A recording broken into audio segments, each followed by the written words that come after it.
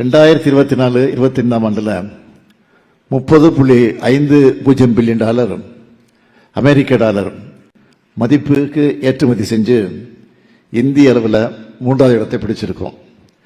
ஏற்றுமதியில் முதல் 4 மாநிலங்களில் 2021-22 ஆண்டிலிருந்து தொடர்ந்து ஏற்றுமதி மதிப்பு அதிகரிச்சுட்டு வருத ஒரே மாநிலம் நம்முடைய தமிழ்நாடு தான்.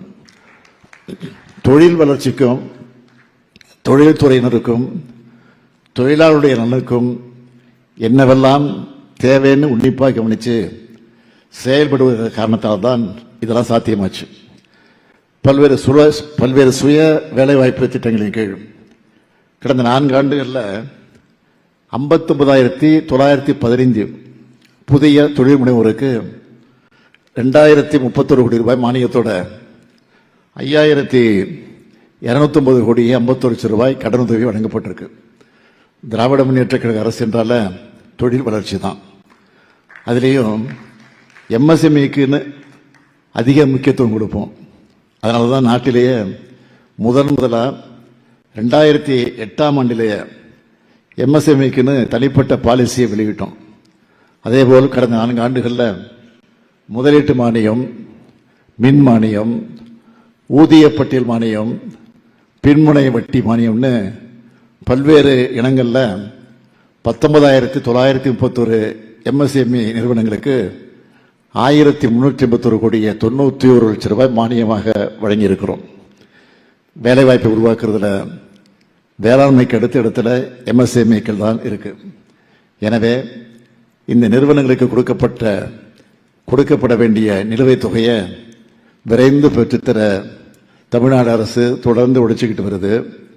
சென்னை மற்றும் மதுரை வசதியக்கள் குழுக்களை 2ஆக பிரித்து புதுசாக வேலூர் மற்றும் தூத்துக்குடி வசதியாக்கள் குழுக்கள் உருவாக்கப்பட்டிருக்கு. இது மூலமாக 794 எம்எஸ்எம்இக்களுக்கு வரவேண்டிய 127 கோடியே 3 லட்சம் ரூபாய் நிலுவைத் தொகை பெற்றுத்தரப்பட்டிருக்கு. அது மட்டுமல்ல, இந்தியாவிலேயே தமிழ்நாட்டுக்கென குறிப்பான கடன் உத்தரவாத திட்டத்தை 2022 நான் தொடங்கி வச்சேன்.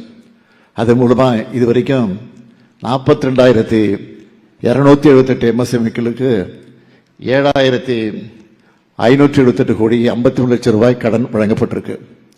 இந்த தொழில் நிறுவனங்களுக்கு முக்கியமான தேவை மின்சாரம் தான். தமிழ்நாடு மின்சாரத்துறையால் இப்போ வசூல் செய்யப்படுகிற தொகையான ஒரு யூனிட்டுக்கு $7.65 என்பது சராசரி விற்பனை அடக்க விலையை விட குறைவு. பிற மாநிலங்களோடு ஒப்பிடும்போது தமிழ்நாட்டோட அனைத்து வகை நுகர்வோருக்கும் தமிழ்நாடு மின் உற்பத்தி மற்றும் பகிர்மான கழகம் மிக குறைந்த கட்டணத்தில் மின்சாரம் வழங்குகிறது. இருந்தாலும் எம்எஸ்எம்இ நுகர்வோரோட கோரிக்கை ஏற்று குறைந்த அழுத்த தொழிற்சாலைகளுக்காக உச்ச நேர நுகர்வுக்கான மின் கட்டணத்தை 25 விழுக்காட்டிலிருந்து 15 விழுக்காடாக குறைச்சோம். இதுக்காக 607 கோடி 63 லட்சம் ரூபாய் கூடுதல் மானியமாக வழங்குறதில் இந்த தருணத்தில் நான் நினைவூட்ட விரும்புகிறேன். இதுக்காக நடப்பால் நிதியாண்டில் 350 கோடி ரூபாய் ஒதுக்கீடு செஞ்சிருக்கிறோம்.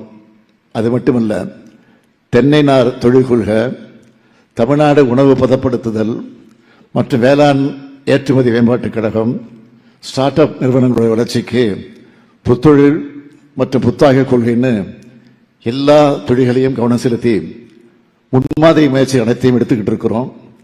தமிழ்நாட்டோட பொருளாதாரத்தில் எம்எஸ்எம்இக்களோட பங்களிப்பை கருத்திலே கொண்டு இந்த நிதியாண்டில் இந்த துறைக்கு 1,918 கோடியே 22 லட்சம் ரூபாய் ஒதுக்கீடு செய்யப்பட்டிருக்கு. இன்னும் சொல்லணும்னா, கடந்த அதிமுக ஆட்சியில் 10 ஆண்டுகளில் 3,617 கோடியே 62 லட்சம் ரூபாய் தான் ஒதுக்கினாங்க. ஆனால் நம்ம அரசில் அதை விட 2 மடங்காக இப்போ வரைக்கும் 6,626 கோடி ரூபாய் நிதியை ஒதுக்கி இருக்கிறோம். இங்கே நிறைய தொழில்துறையினர் நிறைய பேர் வந்திருக்கிறீங்க. இந்த கூட்டமைப்போட தலைவர் தொடக்கத்தில் உரையாற்றினப்போ ஒரு கோரிக்கை வச்சாரு. நிச்சயம் அது பரிசீலிக்கப்படும்.